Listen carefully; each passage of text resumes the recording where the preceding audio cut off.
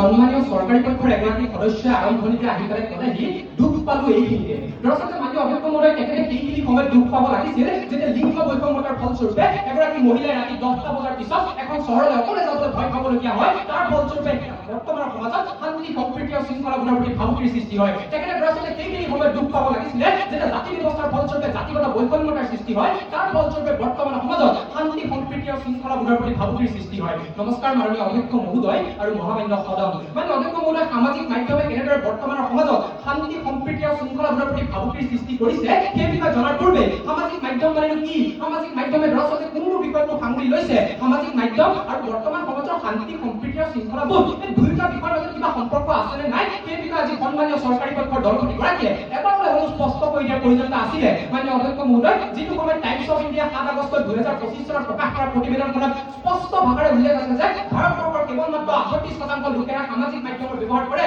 আৰু শুনিলে আচৰিত লাগিব যে এই 38% কেৱল মাত্ৰ 12% লোকেহে সামাজিক মাধ্যমৰ উচিত ব্যৱহাৰ সম্পৰ্কে অৱগত হয়। তেনে প্ৰেক্ষাপটে য'ত নেকি ভাৰতবৰ্ষ তথা বিশ্বৰ আধাতকৈ বেছি লোকে সামাজিক মাধ্যমৰ ব্যৱহাৰ সম্পৰ্কে অৱগতই নহয়, এনেদৰে সামাজিক মাধ্যমে বৰ্তমানৰ সমাজত শান্তি সম্প্ৰীতি আৰু শৃংখলাবোধৰ প্ৰতি ভাবুকিৰ সৃষ্টি কৰিব পাৰে সেয়াও কিন্তু আজি সন্মানীয় চৰকাৰী পক্ষৰ সদস্যসকলে স্পষ্ট কৰাৰ প্ৰয়োজনীয়তা আছিলে। মাননীয় অধ্যক্ষ মহোদয়, আজি সদনত উত্থাপিত বিধেয়কখনৰ উল্লেখ আছে সামাজিক মাধ্যমে বৰ্তমানৰ সমাজত শান্তি সম্প্ৰীতি শৃংখলাবোধৰ প্ৰতি ভাবুকিৰ সৃষ্টি কৰাৰ কথাটো, কিন্তু বিধেয়কখনৰ কোনো অংশত উল্লেখ নাই যে দৰাচলতে সেয়া সামাজিক মাধ্যমৰ ধনাত্মক ব্যৱহাৰৰ ফলত হৈছে নে ঋণাত্মক ব্যৱহাৰৰ ফলত হৈছে। এনে প্ৰেক্ষাপটতে আকৌ যিটো সময়ত সামাজিক মাধ্যমৰ ব্যৱহাৰৰ ফলতে আফগানিস্তানত আৰম্ভ হোৱা মাই ৰেগুলেট কেম্পেইনিঙৰ ফলত আফগানিস্তানৰ